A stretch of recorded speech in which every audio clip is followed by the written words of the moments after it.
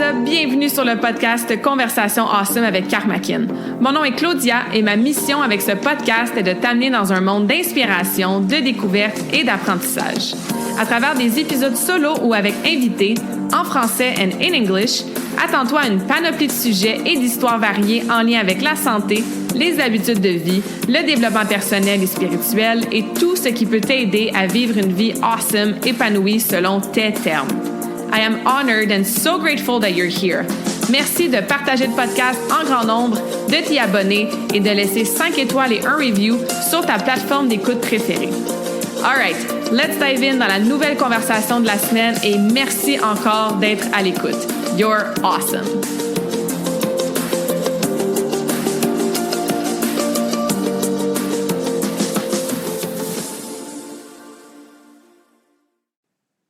Bonjour tout le monde, bienvenue dans la nouvelle conversation awesome de la semaine. J'espère que vous allez bien, que vous êtes en pleine forme.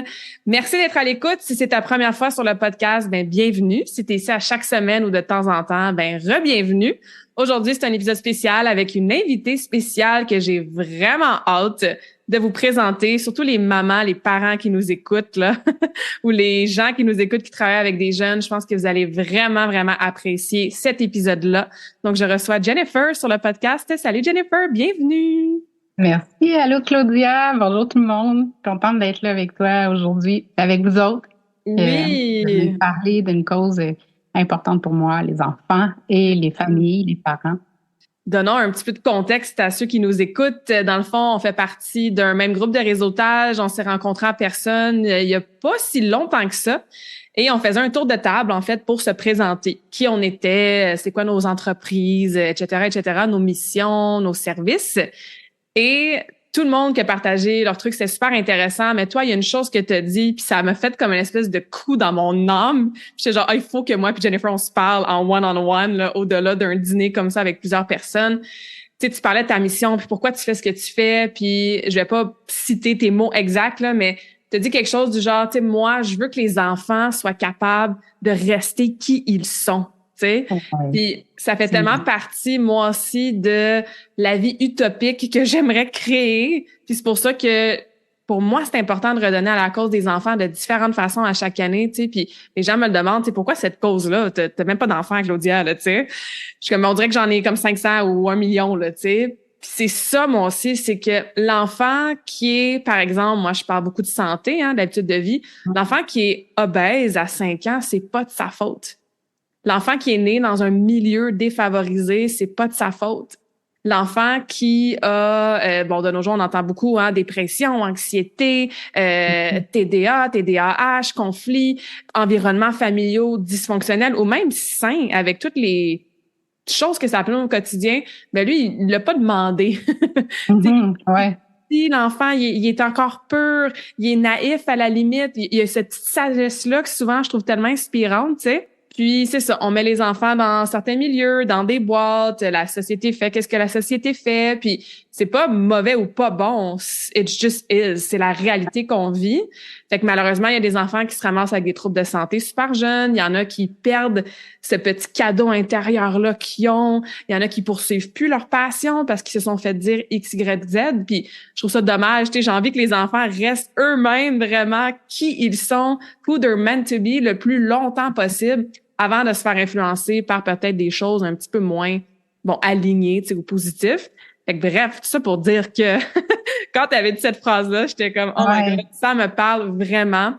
Fait que toi, tu es maman, tu as un background en plus en sciences, tu as découvert l'hypnose. Fait que, tu sais, parle-nous un petit peu de qu'est-ce qui a fait en sorte que, pour toi, cette introduction-là, que je viens de faire, toi aussi, ça te parle, ça t'aligne. Cette phrase-là fait donc partie de ta mission de vie. Oui, absolument. Puis, tu sais, c'est ça, c'est vraiment que les enfants soient libres d'évoluer dans un environnement qui est libre de conditionnement, tu sais. Mais comme tu dis, c'est comme c'est un peu utopique de penser qu'il n'y en aura plus jamais. Mais déjà, juste d'avoir la conscience, tu sais, comme parent, de qu'est-ce qui est là vraiment quand on interagit avec nos enfants. Puis, tu sais, tu l'as dit, l'hypnose, là, c'est quelque chose de super important de réaliser que les enfants sont vraiment très, très perméables à ce qu'ils entendent. Puis, tu sais, quand on parle de nos enfants, puis on sait pas. Puis là, je dis on parce que je m'inclus là-dedans, tu sais. On sait pas comme parents que quand on dit ah, regarde, lui, ça, c'est mon petit gêné, ou ah, regarde, puis là, on parle des fois de nos enfants avec d'autres personnes, mais les enfants y entendent. Mais tout ça, c'est en train de programmer leur inconscient. Puis j'aime donner l'exemple aussi, tu sais, de moi, ma mère. J'adore ma mère, OK? On a vraiment une super belle relation, mais je m'en souviens encore, je l'entends encore se taper sa tête, de se dire, là, ben voyons donc, je suis donc bien comme, que tu vu que j'ai fait là, tu sais, puis, mais tout ça, la façon que elle se parle, ben moi, je l'ai entendu, puis moi, je m'entends aussi me parler comme ça, tu sais. C'est ça. Mais là, c'est ce que j'ai pris conscience avec l'hypnose, puis c'est ce que j'ai pris conscience comme maman avec un paquet de choses que j'ai vécues, que c'est ça, que je dis, ce que je me dis, ça programme inconsciemment mes enfants. Donc, moi, mon but, là, c'est vraiment ça, c'est que les parents puissent découvrir ça, entendre qu'est-ce qu'ils se disent, mais aussi que eux prennent soin d'eux. Puis moi, c'est ça mon expérience aussi que vraiment que j'ai vécu comme maman. J'ai pas pris soin de moi, je m'étais complètement oubliée. J'ai fait 2 dépressions. J'étais pas du tout la maman que je voulais. Quand j'ai repris soin de moi, quand j'ai commencé à m'occuper de moi, à me remettre à faire du sport, à me remettre à me reconnecter à moi, je savais même plus qu'est-ce que j'aimais, qu'est-ce que je voulais faire. Tu sais, j'étais complètement perdue. Ouais. Mais quand je me suis remis, tu sais, à prendre soin de moi, c'est là que tout a changé pour moi comme maman. Tu sais, ça, ma mission, c'est d'aider les parents à prendre soin d'eux pour permettre aux enfants d'évoluer dans un environnement où est-ce qu'ils sont libres d'être qui ils sont et non à travers qu'est-ce que nous, on vit comme difficulté, les parents. Tu sais, ben je sais que c'est comme, c'est pas facile d'être parent. C'est pas facile, c'est ça. C'est un défi d'être parent. Puis tu as dit quelque chose d'important tantôt, tu sais, il sait pas que, tu sais, la société est comme elle est, là. Mais, je veux dire, la situation qu'on a de famille, elle est comme elle est aussi, tu sais. Moi, je dis tout le temps, on fait toujours ce qu'on peut, du mieux qu'on peut avec ce qu'on a comme outil, comme ressources, comme énergie, comme situation, tu sais, super important de pas tomber dans le blâme puis dans le ah ben là je suis pas correct ou les parents sont pas corrects, tu sais, il y a personne de pas correct. C'est juste ça qui est ça. Mais mon but c'est ça, c'est que les parents puissent voir qu'est-ce qui est là dans leur chemin peut-être d'épanouissement personnel pour être vraiment trippés dans leur vie de parents. Puis que les enfants puissent aussi eux autres se déployer pleinement dans leur famille, tu sais. Ouais, absolument. Ça ressemblait à quoi concrètement quand tu as commencé à prendre soin de toi? Parce que ça, je suis certaine que chaque parent, ils l'entendent souvent. Moi, je coach beaucoup de femmes, donc j'ai beaucoup de mamans qui se sont oubliées pendant longtemps. Je suis certaine qu'il y a plein de gens qui se reconnaissent dans ton parcours. Tu sais, qu'est-ce que tu as vécu? Ouais. Puis, on le sait là qu'il faut prendre soin de nous, mais souvent, on n'a pas le temps, on n'a pas l'énergie, on a 1 million de choses à faire. Fait que concrètement, ça ressemble à quoi au quotidien? Ou qu'est-ce que toi, t'as fait pour tranquillement recommencer à flirter avec l'idée de ben je me priorise, je prends soin de moi un petit peu de temps en temps de telle façon. Oui, ben premièrement, moi j'ai toujours su que je voulais être maman là. Depuis que je suis toute petite là, je suis comme c'est clair, je vais être maman un jour, tu sais. Mais je suis sûre que les mamans qui m'entendent, les parents qui m'entendent vont dire ben oui, c'est ça, on a comme un idéal de parents là, tu sais. Moi j'ai comme moi je vais être de même, tu sais, je vais être capable de prendre soin de moi, puis là je vais rester avec mon mari tout le temps, tu sais, j'ai été 25 ans avec le père de mes enfants, tu sais, j'avais un idéal. Mais la vie, ça se passe pas tout le temps comme on veut, puis tu sais, c'est ça, il est arrivé plein de choses. Justement, je me suis enlignée aussi dans un avenir professionnel qui n'était pas qui je suis, que je savais pas. Premièrement, tu sais, j'étais dans une job que j'aimais pas. Tranquillement, j'ai perdu un peu la connexion avec moi-même. J'ai commencé à m'épuiser, je me mettais de côté. Là, tout, qu'est-ce qui est le plus important quand on est parent, souvent, ben, c'est nos enfants. Je faisais tout pour mes enfants. Tout ça jusqu'à faire 2 dépressions. Puis, c'est après ma séparation, ben, je me suis séparée d'une relation de 25 ans. Après ça, je suis retournée sur le marché du travail. J'ai fait une première dépression là. Mais après ma 2e dépression, ça a été ça pour répondre à ta question précisément, là, ça a été ça mon wake-up call, là, tu sais. Ouais. J'allais voir mon médecin. J'étais à bout, là. Tu sais, je criais après mes enfants le matin. J'étais impatiente. Tu sais, je détestais vraiment. Je te dis ça, j'ai des frissons, là. Je détestais la maman que j'étais, là. Vraiment, là. J'étais comme, mais voyons donc, comment ça, je me suis rendue là, tu sais, je m'en voulais tellement. Puis là, le médecin, elle me dit, OK, là, il faut vraiment que tu reprennes tes antidépresseurs. Mais là, moi, là, ce moment-là, là, ça a été que j'ai Vraiment, je suis pleine de frissons. J'ai fait comme, oh my God. C'est tellement, oui, peut-être j'aurais eu besoin de reprendre des antidépresseurs, tu sais, mais moi, ça m'a dit, non, j'ai besoin de changer ma vie. Tu sais, de reprendre ma vie en main, de me réaligner, de faire des choix courageux parce que j'ai finalement quitté mon emploi. Mais tu sais, c'est ça, moi, qui a été mon wake-up call. Tu sais, je me suis rendue au bout du rouleau. Je voulais juste plus exister, là. Tu sais, elle m'a demandé à un moment donné, là, est-ce que tu as des pensées suicidaires? Je me suis mis à pleurer, là. J'étais comme, ben oui, j'ai commencé ça. J'ai mes enfants, je les aime. Puis, tu sais, c'est ce que je vivais à ce moment-là, là. Je voulais même plus exister. Je voyais pas comment j'allais m'en sortir. Mais on n'est pas obligé de se rendre là. On n'est pas obligé de se rendre à ce point, tu sais, pour commencer à prendre soin de soi. Tu sais, mais moi, c'est ça qui a été mon gros déclencheur. Puis j'ai recommencé je me suis fait accompagner, c'est sûr, je me suis fait accompagner. J'avais une psychologue, j'avais une coach, une travailleuse sociale. Tu sais, avec les enfants, c'était vraiment difficile à ce moment-là. Mes gars, tu sais, je suis maman de 3 garçons, puis les gars, ils étaient souvent en train de se batailler, ils étaient vraiment rough ensemble. Puis là, j'étais comme, comment je vais faire?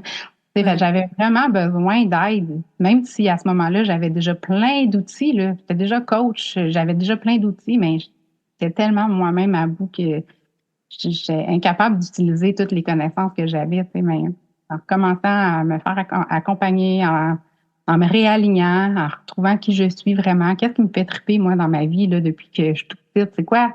Qui je suis, tu sais. C'est ça. Puis j'ai recommencé à faire du sport, à méditer. Ça m'a vraiment sauvé la vie. Je dis souvent, la méditation m'a sauvé la vie, là, mais c'est vraiment ça. Ça m'a permis de me reconnecter à moi, d'augmenter mon énergie, puis de recréer ma vie de maman, mais vraiment, c'est ça. Ben, merci pour ton partage. C'est souvent ça. Il faut se rendre au bout du rouleau, il faut se rendre à la dépression, il faut se rendre au burn-out, il faut se rendre à la blessure, tu sais, en surentraînement ou peu importe, pour que la vie fasse comme wow, stop. Genre, ça marche pas. Puis ça fait longtemps que ça marche pas, puis pour plein de raisons, t'écoutes pas les signes, les symptômes, puis c'est pas de ta faute parce que t'es pris dans ce brouhaha-là, ce chaos-là, jusqu'à temps qu'on ait plus le choix d'arrêter. Et je pense que la pandémie, ça l'a fait arrêter les gens de différentes façons et pour le mieux pour beaucoup de personnes qui étaient probablement pris dans ce train-train-là, qui ont été obligés de passer plus de temps avec leurs enfants ou même avec leurs conjoints-conjointes dans la maison, tu sais. Fait que ça a réveillé beaucoup de choses, mais si on est toujours en mode survie, en mode go, go, go, en mode une chose après l'autre, ben c'est bien difficile d'avoir l'espace, l'énergie pour les prendre, ces décisions courageuses-là. Puis j'aime que tu aies utilisé le mot courage parce que finir une relation de 25 ans, arrêter une job, souvent on appelle ça une prison dorée des fois, là, certains emplois, tu sais, puis commencer ta carrière de coach, puis vraiment te redécouvrir, ça en prend du courage. Ouais. C'était quoi tes plus grandes peurs dans ce processus-là, puis comment t'as fait pour aller puiser ce courage-là, puis les prendre, ces décisions-là importantes? C'est quoi mes plus grandes peurs? Je te dirais, vraiment, ma plus grande peur, même avant de me séparer, là, comme je te disais, je me suis toujours imaginée avec le père de mes enfants. Là. C'était l'homme de ma vie dans ma tête. Là, puis, mais c'est un homme extraordinaire. Là, on est vraiment des super extraordinaires bons coparents. Mais tu sais, je me voyais pas toute seule. J'étais comme, mais comment je vais faire? Moi, je serais pas capable toute seule. Puis je me sentais pris. Ça faisait longtemps que j'étais plus bien dans la relation, puis on a essayé plein de choses pour essayer de se retrouver, puis mais ça marchait plus. Puis lui aussi, il était dans un moment dépressif aussi de sa vie. On était 2 parents en dépression.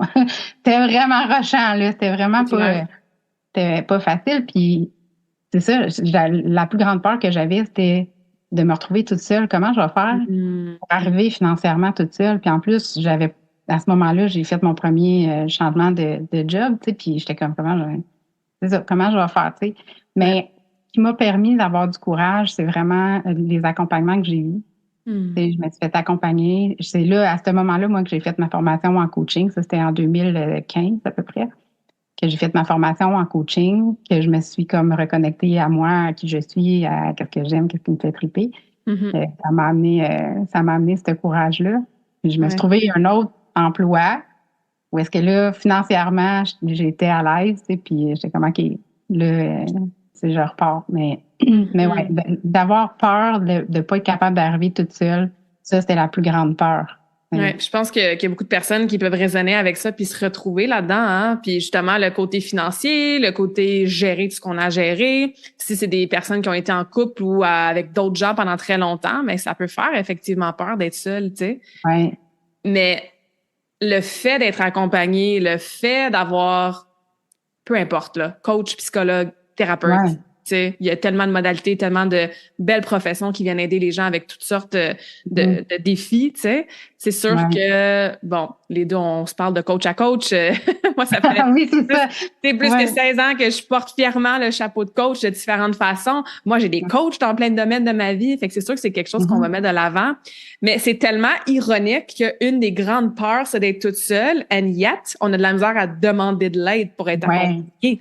Et pourtant, mon Dieu, que ça devrait aller ensemble puis calmer l'autre peur qui est présente, tu sais. Fait que t'es un bel exemple de ça. Puis, tu sais, si j'ai des clientes qui écoutent aussi, qui prennent du coaching par moi ou par n'importe qui d'autre, ben on le sait, la valeur d'avoir cet accompagnement-là, de pas se sentir toute seule, de moins se sentir toute seule du moins, puis d'avoir une espèce d'œil externe. Parce que quand on est dedans, tu sais, tu l'as mentionné, 2 parents en dépression dedans, t'es pas dans ton état la plus ouverte, alignée, centrée pour faire des décisions, voir les choses clairement, puis avoir l'énergie, puis l'espace pour justement te trouver, changer de carrière ou peu importe ce que tu veux faire dans ta vie, là, tu sais. C'est ça. Puis oui, puis tu sais, vraiment d'amener de la clarté, tu sais, quand ça vient le temps de prendre des décisions importantes comme ça, c'est pas facile d'avoir la clarté par soi-même, là, tu sais. Je dis souvent, c'est comme de se regarder les yeux, là, tu sais. C'est ça. C'est comme tout seul, ça marche pas. D'avoir, tu sais, quelqu'un à qui parler, d'extérioriser. Tu sais, combien de fois que des fois, on pense quelque chose, qu'on vit quelque chose, puis là, quand on le dit, on se rend compte que, ben finalement, c'est pas si pire que ça. Exact. Ben, c'est pas ça que je pensais dans ma tête. Ça prend toute une autre forme quand on en parle. Fait que des fois, d'avoir, tu sais, des amis à qui parler, de pas rester toute seule avec des situations comme ça. Moi, je trouve que ça aide. C'est sûr, quand c'est quelqu'un qui est professionnel, qui a l'espace d'écoute complètement neutre, où est-ce que tu peux vraiment, justement, te permettre d'être exactement qui tu es. C'est sûr que c'est puissant. Pour ça, le coaching, moi, je trouve que c'est tellement puissant. Pourquoi pas avoir du coaching quand on est parent, là, tu sais? Exactement. C'est ça, il y a coach dans tout, là. Moi, c'est ça, je te dirais, l'accompagnement m'a vraiment beaucoup aidé à voir clair, puis à prendre, ces décisions-là. Puis j'ai des formations aussi que j'ai faites qui m'ont vraiment beaucoup aidé à passer à l'action, à créer quelque chose de nouveau, au lieu de retomber dans les mêmes patterns. Puis je parle beaucoup de reprogrammation dans mes formations, puis dans mes accompagnements, de reprogrammer nos façons de fonctionner. Pour moi, le courage, c'était pas nécessairement automatique. C'est ça. C'était plus d'aller vers, je vais y aller avec qu'est-ce qui est safe, je vais rester dans le confort, le connu, les automatismes. Absolument. C'est beaucoup la nature humaine, hein, d'aller chercher qu'est-ce qui est le plus facile, qu'est-ce qui est le plus safe. Justement, une des fonctions principales de notre subconscient, c'est de nous garder en sécurité. Et puis, qu'est-ce qui est en sécurité, c'est qu'est-ce qui est connu, tu sais. Donc, c'est tout ça que tu offres, toi, maintenant. Parlons un petit peu de le profil du parent, mettons, qui vient te voir. Après ça, on ira plus dans les jeunes. Mais tu sais, avec quel genre de problématique au quotidien le parent qui vient te voir vit, tu sais, gère, fait face, etc. Puis c'est quoi les modalités que tu utilises? Bon, on en a entendu déjà, méditation, hypnose, coaching, formation. Fait que qu'est-ce que tu peux aider concrètement, puis comment tu le fais? Puis peut-être les gens qui sont à l'écoute, 1 ou 2 trucs, tu sais, qui se reconnaissent peut-être dans le genre de clientèle que t'aides. Ben, comment ils peuvent commencer peut-être un peu par eux-mêmes à faire ce travail-là, là, de... Ouais. Ben, je dirais, la plupart des parents qui viennent vers moi, c'est des parents que, soit qu'il y a du manque de respect dans la famille. Souvent, ça va être des crises de colère des enfants. ou des conflits, tu sais, entre les enfants, souvent, là. C'est la colère, là, je te dirais, c'est 95% du temps, c'est un défi, là, dans les familles que j'accompagne. Puis moi-même, ça a été ça, là, tu sais, vraiment, la colère, là, pour moi, c'était, pour mes enfants, c'était vraiment pas facile. Puis pour moi aussi, là, moi, des fois, le monde, ils me disent, ben voyons, t'es toute douce, Jen. Ouais. Mais quand je me mets en colère avant, c'était vraiment ça, là, tu sais, la colère, pour moi, je savais pas comment, j'avais C'est pas ça. appris à gérer ma colère. Je disais rien, jusqu'à temps que j'explose de colère, puis j'étais pas capable de parler, de m'exprimer d'une façon calme. Tu sais, quand c'est des choses Mhm. difficiles à dire, là, souvent, là, Ouais. tu sais, je me rendais jusque-là. Fait que c'est ça, c'est souvent des parents qui vivent un peu ces mêmes défis-là.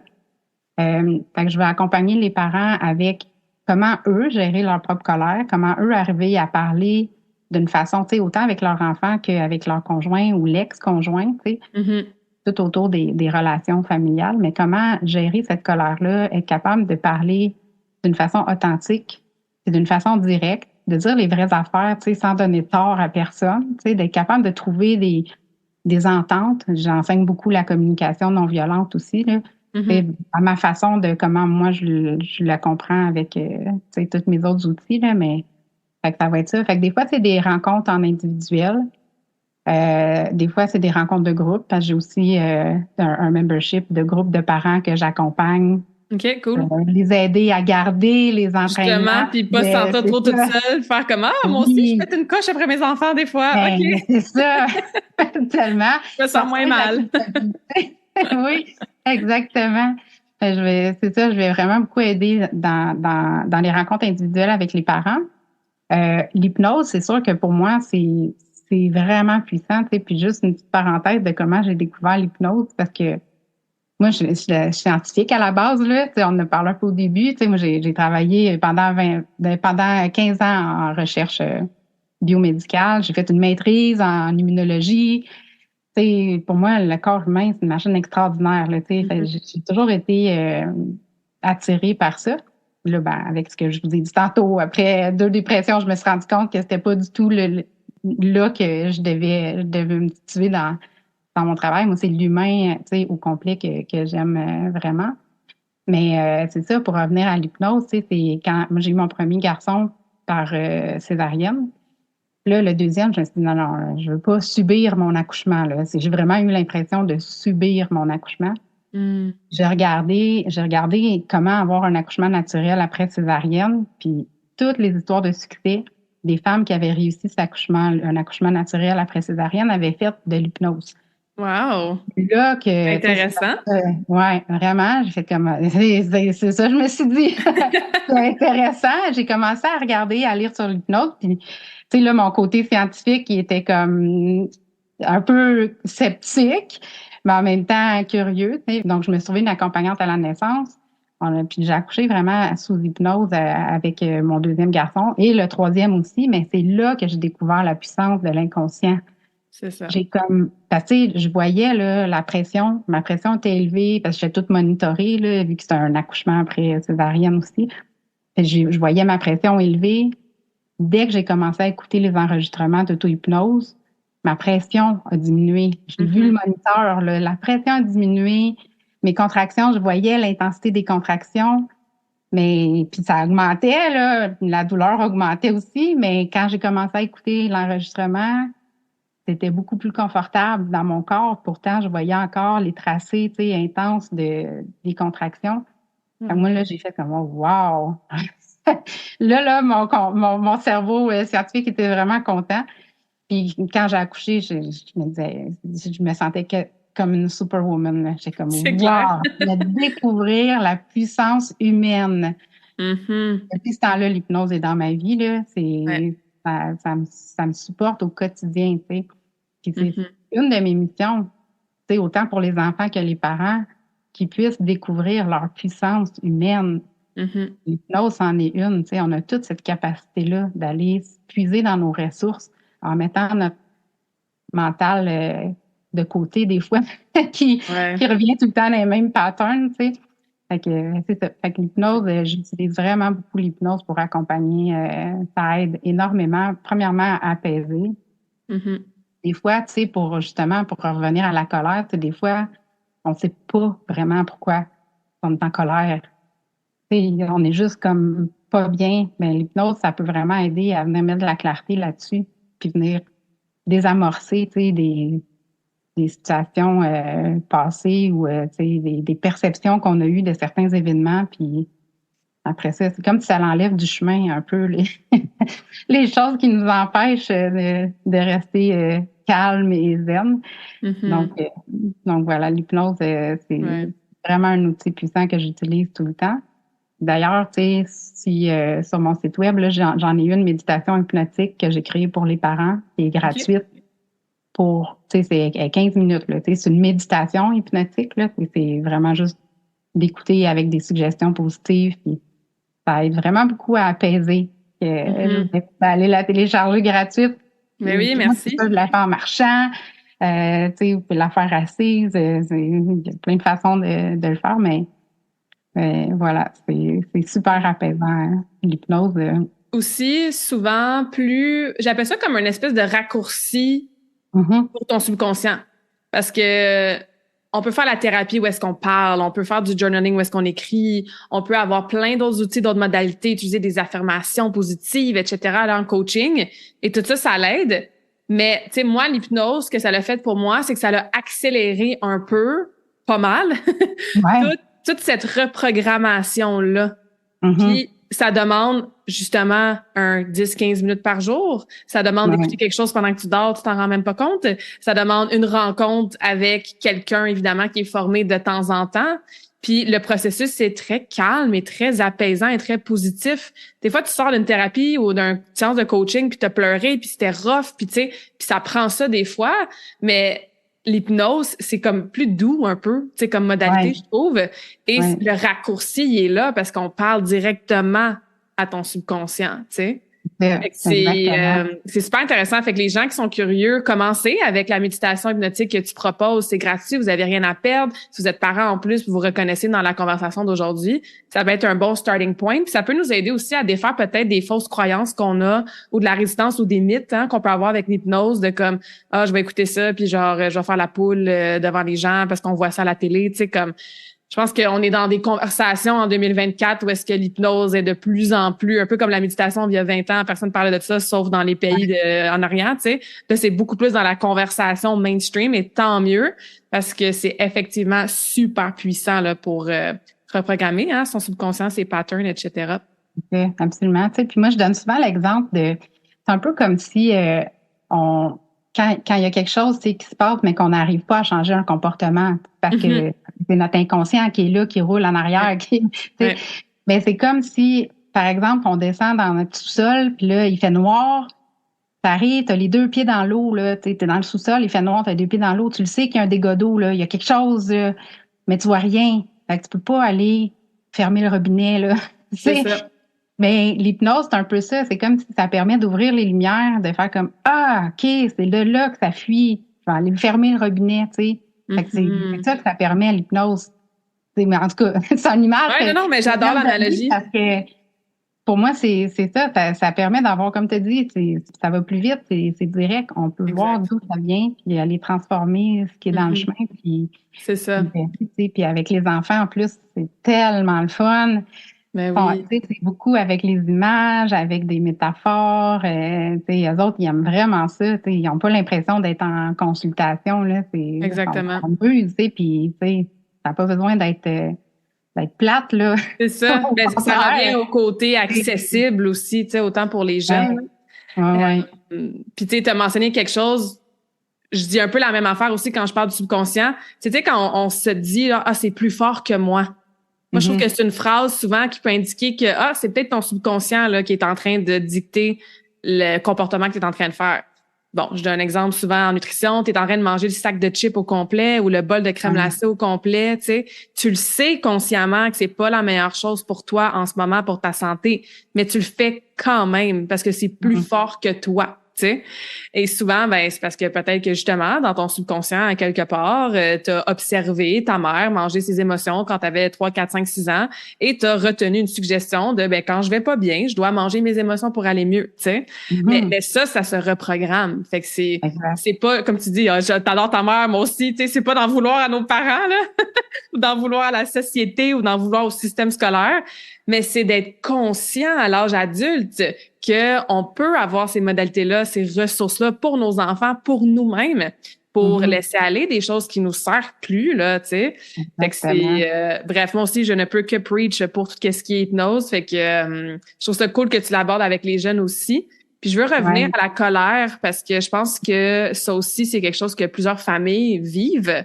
La crise d'adolescence, puis genre mon ado qui pète une coche à chaque fois que je lui demande de ramasser son linge, ou tu sais, peu importe. Des frères et sœurs qui se battent, là, tu sais, qui sont toujours colériques l'un et l'autre. Puis d'ailleurs, je vous encourage vraiment à aller suivre ton profil sur Facebook parce que tes posts sont vraiment, vraiment bien faits.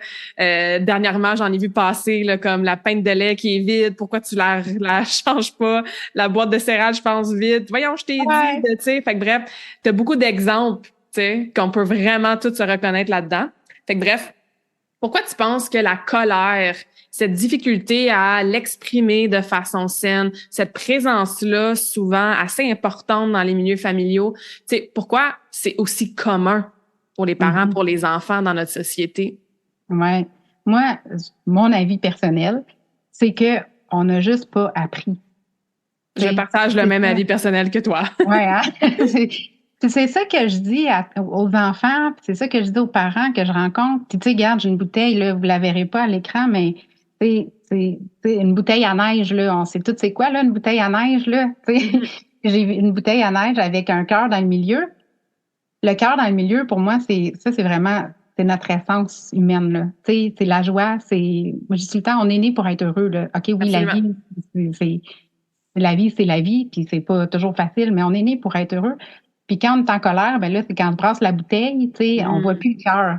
Puis ça, c'est un outil d'impact qui aide tellement beaucoup parce que quand on voit plus le cœur, quand toute la neige est là dans la bouteille, ben c'est quand on est en réaction, ben c'est pas le temps de parler. C'est pas le temps là d'essayer de gérer un conflit, d'essayer de raisonner notre enfant. Tu sais, quand le cœur il est bloqué, là, c'est comme ce qui part, ça va partir de la réaction, ça partira pas du cœur. Quand je montre ça aux enfants, aux parents, ils comprennent que, ah, ben, OK, c'est ça. C'est ça, être un humain, là. C'est juste qu'on sait pas quoi faire avec cette colère-là, là, tu sais. Fait que c'est comme la colère, pour moi, c'est un peu comme, c'est quelque chose d'inconfortable. C'est comme, je donne souvent l'exemple d'une patate chaude, là. C'est comme d'une patate chaude dans les mains, là, qui brûle, puis là, tu sais pas quoi faire avec. Fait que ce qu'on a appris à faire, c'est de la pitcher sur quelqu'un d'autre. C'est ça qu'on a appris, tu sais, à faire, puis on sait juste pas comment dealer avec cette émotion-là qui est tellement inconfortable, la colère, tu sais, mais premièrement, de voir que, OK, je suis pas toute seule, que ça arrive, tu sais, puis c'est absolument humain de vivre des émotions. C'est juste qu'on n'a pas appris comment se débarrasser de cette patate chaude-là d'une façon non violente, tu sais, au lieu de la pitcher sur quelqu'un d'autre. C'est juste, tu sais, je dis tout le temps, c'est comme un peu juste de la laisser se refroidir, la déposer quelque part, la laisser se refroidir. Et après ça, c'est un peu ça, la colère, c'est de la laisser passer, s'évaporer, puis après, de s'observer, de faire comme, OK, c'est quoi le message? Parce que c'est un message, l'émotion, c'est un message. Mais, tu sais, moi, j'ai appris ça il y a quelques années. Quand j'étais enfant, j'avais aucune idée, là. J'étais comme juste, la colère, j'aime pas ça, j'en veux pas. Fait que je sais pas quoi faire avec, ben, je fais qu'est-ce que j'ai vu, ben, je crie. Moi, c'est ça que j'avais appris, tu sais. Fait que moi, je pense que c'est ça, c'est qu'on n'a pas appris comment gérer ces émotions-là, comment en parler. Puis on n'a pas appris non plus, ça c'est mon histoire aussi beaucoup, mais moi, j'avais pas appris à m'exprimer. Tu sais, l'affirmation de soi, là, tu sais, qu'on entend souvent, là, tu sais, moi, j'avais pas appris ça, là. Moi, j'avais appris à rien dire puis à exploser. Mais tout ça, tu sais, comme je dis tout le temps aux enfants, tu sais, quand tu étais tout petit bébé, là, tu savais-tu comment faire du vélo? Là, ben non. Ben, c'est normal, tu savais pas comment faire du vélo. Maintenant, est-ce que tu fais du vélo? Ben oui. Tu fais des jumps? Ben oui. OK. Super. Ben la colère, c'est la même chose. Tu n'as pas appris, mais tu peux apprendre. Fait que là, ils sont comme, Ouais, c'est clair. Les parents, ben, c'est la même chose, c'est vraiment d'apprendre qu'est-ce qu'elle me dit, cette émotion-là, d'être capable après de communiquer calmement, c'est quoi, et de l'utiliser comme un moteur plus que comme destructeur, tu sais. Ouais. Mais je pense que règle générale, tu sais, surtout les émotions qu'on va appeler plus inconfortables, tu sais, désagréables, parce qu'il n'y a pas de bonnes, de mauvaises émotions, là. Non, Mais tu sais, ouais. les émotions tu sais, ça, qui sont peut-être moins le fun à ressentir, effectivement, on n'a juste pas appris à les observer, les ressentir dans notre corps, s'asseoir avec les émotions, puis pas Ouais. juste toujours être en mode « Oh, là, j'ai de la tristesse, fait que faut que je me change des idées, faut que j'aille manger du popcorn, faut que j'aille magasiner, tu sais. » Comme, Ouais. assis-toi dans ton émotion. Il y a un Ouais. quote en anglais que j'adore, tu sais, c'est « Healing happens by feeling ». Ouais. Fait faut que tu t'assoies puis tu le feels l'émotion, mais tu ne deviens pas l'émotion. Il y a une Oui, différence tellement, entre je c'est ressens important. de la colère versus je Ouais. suis en colère ou je suis colérique. Tu l'observes, tu le dis, hein, les émotions, c'est des messagers, que ce soit des émotions plus agréables ou plus difficiles à vivre. Puis peut-être que tu l'observes aussi, mais je serais curieuse de t'entendre là-dessus. Est-ce que la colère aussi peut être en lien avec mes limites ont été croisées ou ont pas été respectées, soit des limites Ouais. personnelles, genre t'es en crise après toi-même parce que t'as encore fait X, Y, Z, ou justement mes parents sont rentrés dans ma chambre, ils ont pas respecté mes boundaries de mon espace dans lequel je suis moi puis que je veux pas me faire déranger.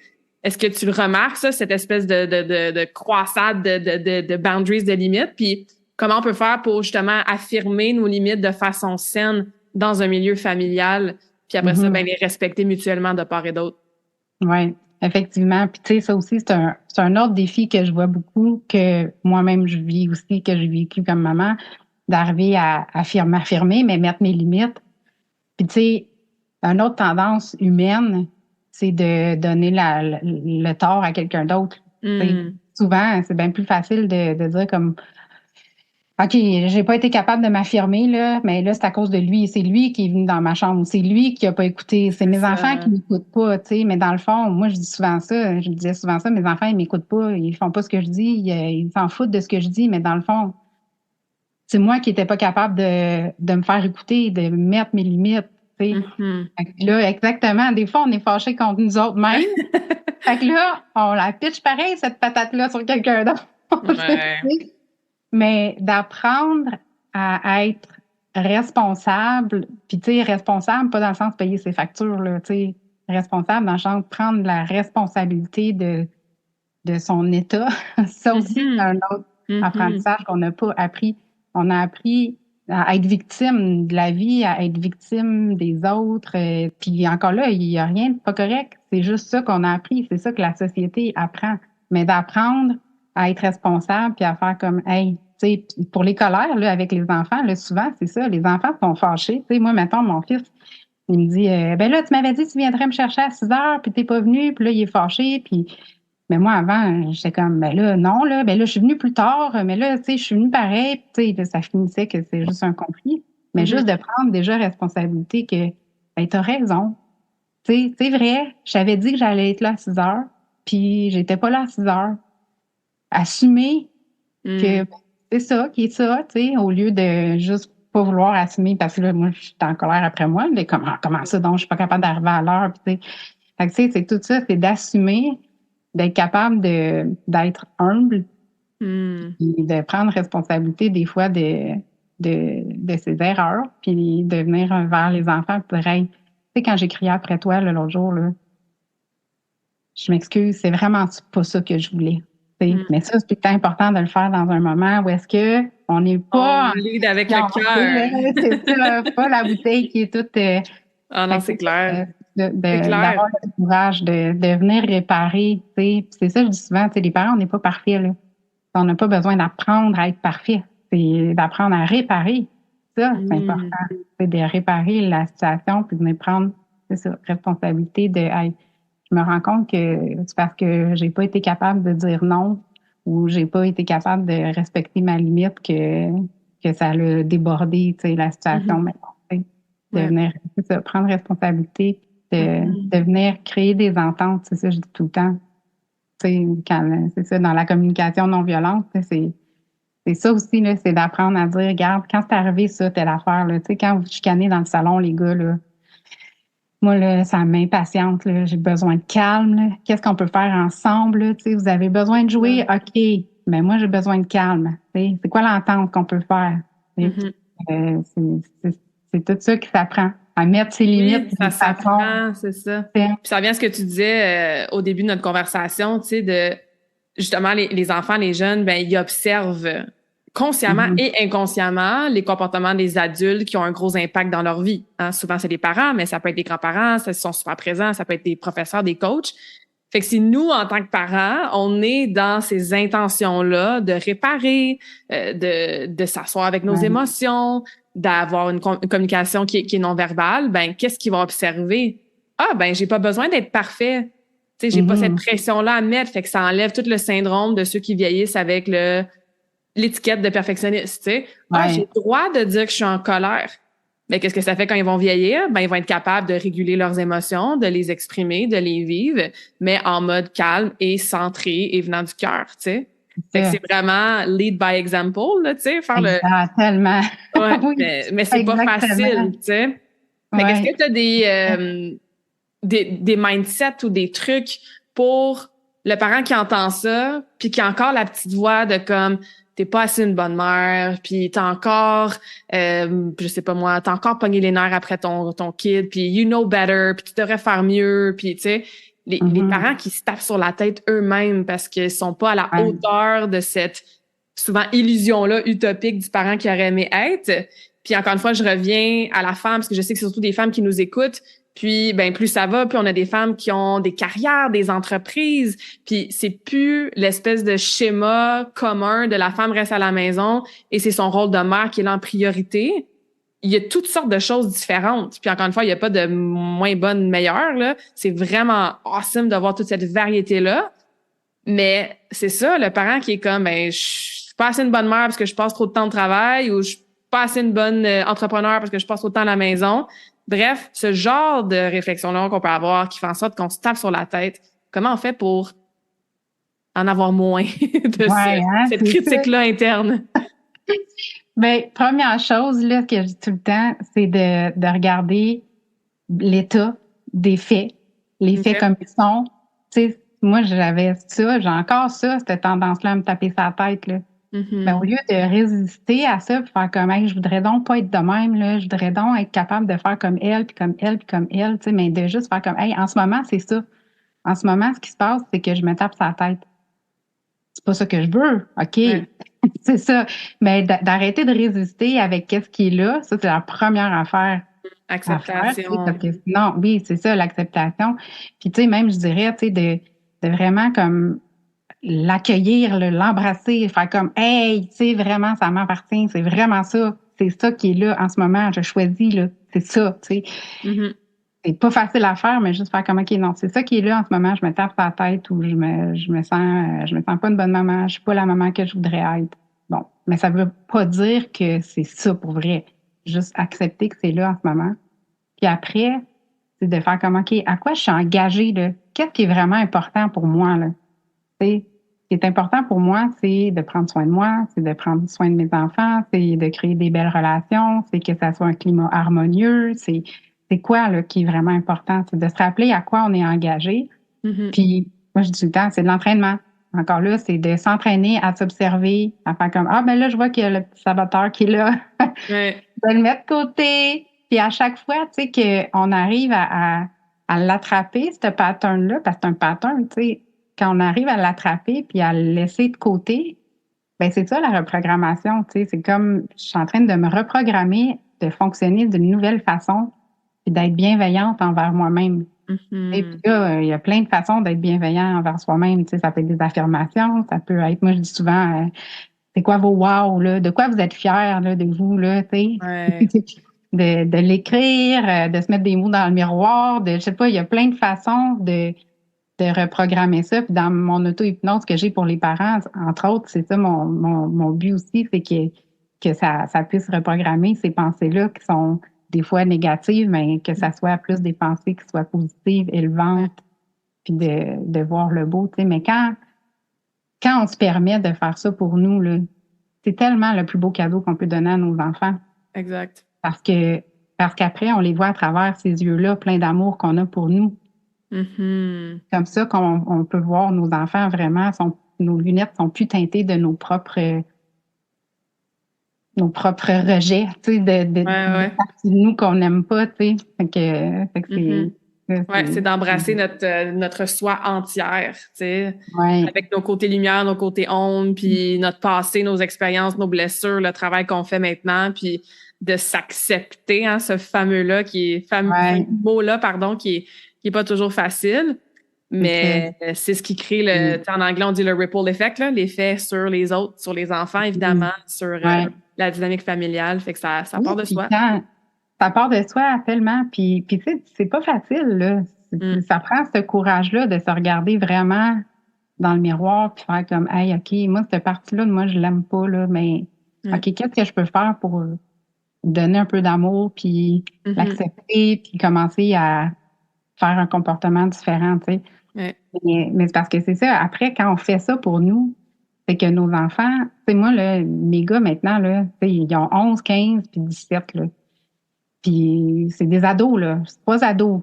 Puis ils se donnent des compliments.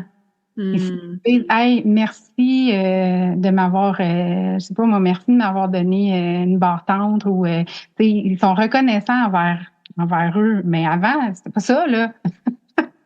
Avant, c'était tasse-toi, va-t'en, laisse-moi tranquille, là, arrête. T'as tout mangé les barres tendres, t'aurais dû m'en laisser 2.